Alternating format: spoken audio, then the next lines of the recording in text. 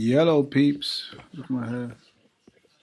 I'm gonna keep shaving. And this is log 54. Yeah, 54. I'm pretty sure it's 54.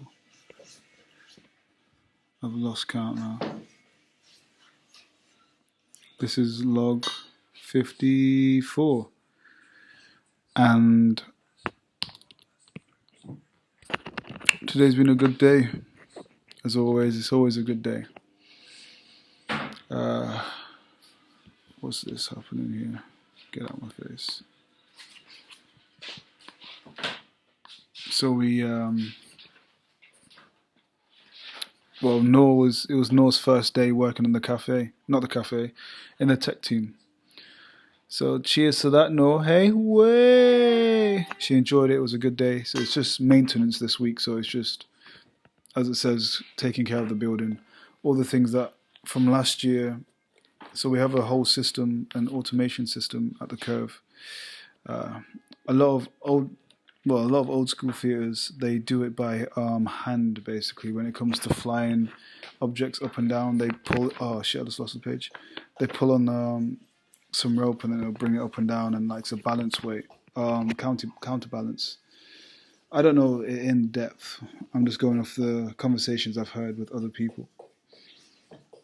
But ours is all an automation system. So high above the building, above the stage, there's a place called the winch room where it's automated on a system, and the steel rope will go all the way up into the winch and then go into the grid, and then like it does like a massive kind of like square, but it's not a square, and it goes like that to go in and out, so taking objects in and out on the bar. There's a flat bar and it goes in and out. I'm explaining that probably shit, so if anyone's seen this from where I work, they'll be like, oh my gosh, this guy's stupid. I don't care. So it was kind of, that's the main thing that we're doing. We're trying to go over that system and make sure everything is good. Because if it's not, then we have to change the steel wiring. If there's any like problems with the steel, like if it's loosened or if it's coming out or whatever, we have to change that wire and then go through all of it and then go in the other grids and check, because we have motors that a lot of the, if it goes above a certain weight and the bar can't hold that weight, we get the motors to then support or just take the weight itself. Because I think the motors can take up to like 1 ton or half a ton. It depends how big the motor is. Some motors can take up to 1 ton, I'm pretty sure, and some can take up to half a ton. And what we have to do is, because it's like linked chained, you know, the link chains, that's what the motors run off. So we have to then go through all of that and make sure it's oiled properly and that it's not like twisted up. So it's going to be a long week, but it's going to be a fun week because we're all working together. My wife's working with us, and it's just something quite fun. It's not that hard. It's more relaxed. It's not relaxing, but there's still work to do. So that's what's happening. Then after work, me and Noah went to Vicky Park and we went for a run and then did a workout session of calisthenics, and that was good. Nice, just talking about what we want to do more with fitness stuff, and start doing things like that. And then we're walking home and we're walking past the fire station, and then we see my friend Quaid. Big up Quaid, shout out Quaid. And then he literally stopped, he said, come in. And then we went into the fire station, which is like, I think it's one of the oldest fire stations in Leicester. It might be the first fire station. There's so much historical things in there. Like they've got so many pictures from like 1989. I think it was formed in 1896 or something like that. I can't remember. And yeah, he was just showing us all around, like he was just showing us everything, and it was just so cool to see. And it was nice to see that he was so happy and he was in a good place, because of course I've known Quaid for a long time, and we used to do like a lot of calisthenics, and there was a period where we were both going through like this dark moment in our lives, trying to figure out what we really wanted to do. And it was kind of like, it was nice seeing him find what he wanted to do, and then kind of excel in that.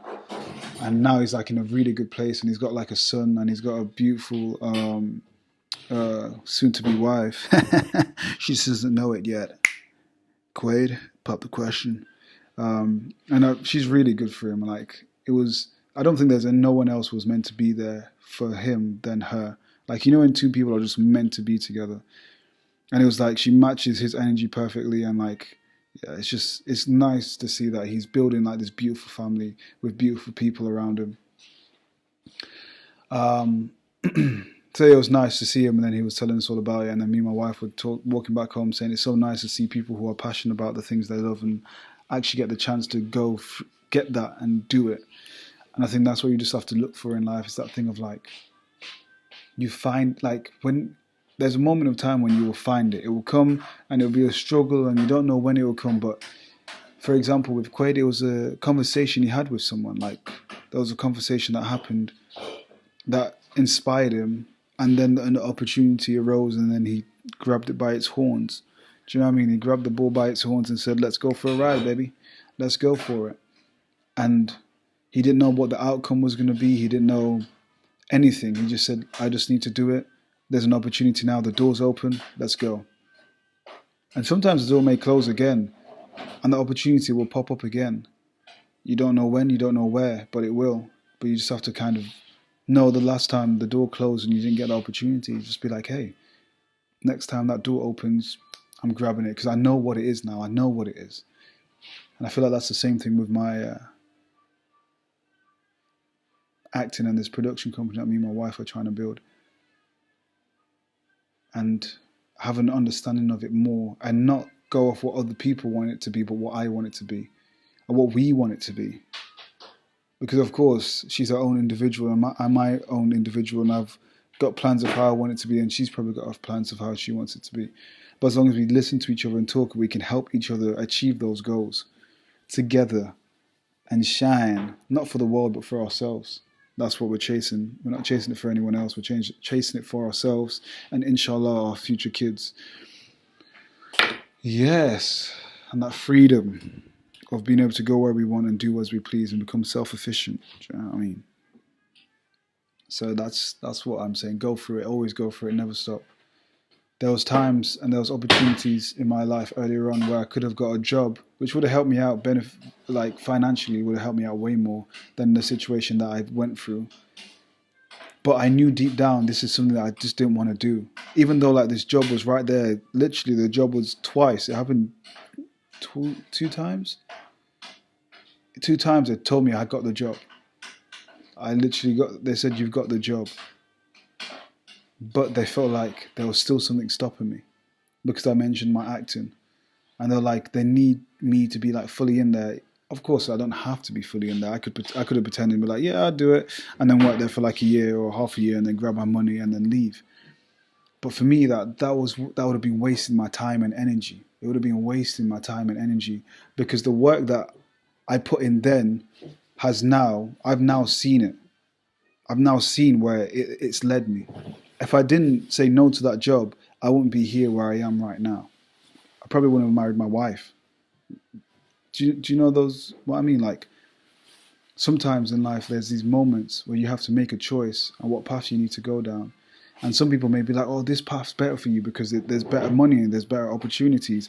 Not in the thing you really want to do, but it will help you out more, which sometimes you have to take. Or there's this other path where you listen to yourself and you can see your future. You know where it's going to go. You know where it's going to be. You just know. It's not like you can really see it, but you feel it. There's a feeling inside you like, this is the way it has to be. I don't know what's down that route. I don't know where I'm going or how much work I have to do or whatever. I just know this is the way I need to go. And that's what happened. I felt like this was the way. This was the way that I needed to go. I needed to go down this road, not this road where everyone else was telling me to go and where it would have benefited me financially, but this way. And I listened to myself, and I keep doing that. I keep reminding myself, you have to listen to what's going on inside you, not here. Listen to your heart, because your heart's the most truthful thing. Your brain, there's too many voices. If you don't have a control over it, you gotta listen to your heart. What does your heart really want? What does your soul want? Deep down, what does that want? And I knew what it was, and it was this acting, this world, and I just need to be more disciplined and just go for that and which I am. I'm starting to make myself more disciplined and organized, and then I'm going that way. I'm taking it serious, but having fun and enjoyment with it. I'm loving it. I'm just loving every second of it, enjoying it. I'm not going to take it so serious where it destroys me. No. I'm taking it serious enough that I know that I can do this for the rest of my life. That's the serious part. The hard work I put in, being serious of like, okay, but it's more like being serious with my projects, being serious with the things I want to create, I want to put out in the world. Be serious with that. Take it as a serious matter because it's something that I love. I love it. There's passion. There's heart to it. Ooh. Anyway, I wanted to read you a little segment from this book, Perfume. What does it say here? He made a mistake buying a house on the bridge. A second when he selected one of the western side. Because constantly before his eyes now was a river flowing from him, and it was as if himself and his house and the wealth and he had accumulated over many decades were flowing away like the river, while he was too old and too weak to oppose the powerful current. Sometimes, when he had business on the left bank in the quarter of Sorbonne or around Saint Sulpice, was it Sulpice? Sulpice. He would not walk across the island, and the Pont Saint Michel. Pont Saint Michel. P-O-N-T. Pont. Pont Saint Michel. But would take the longer way across the Pont Neuf, for it was a bridge without buildings. And then he would stand at the eastern parapet and gaze up the river, just for once to see everything flowing towards him. And for a few moments he basked in the notion that his life had been turned around, that his business was prospering, his family thriving, that woman threw himself at him, that his life, instead of dwindling away, was growing and growing. Yeah, this book's good. Even though I'm butchering it, I do really like this book. Is there any more? For any more? You guys don't want to hear this. If you don't want to hear it, come off it. You know what I mean? Boldini, let me see that 75.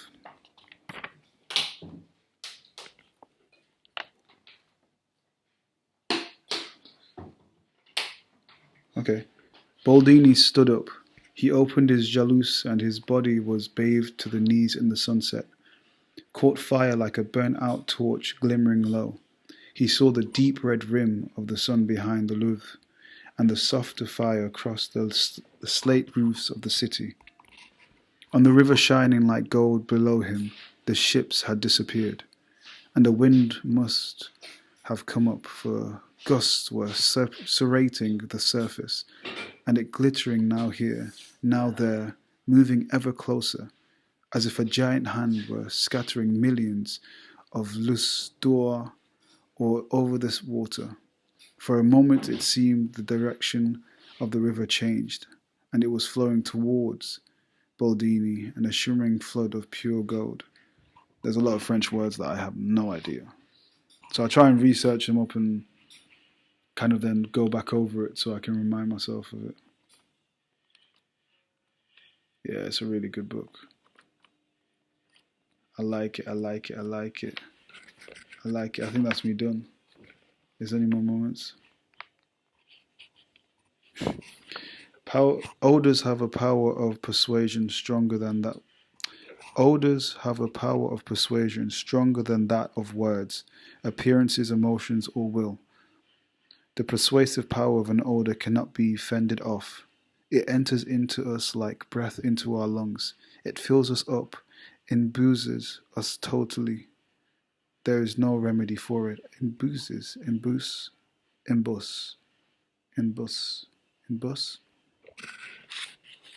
I just like the way he plays with the words, basically. That's 14 minutes of me attempting to read. I don't think I've saved any more.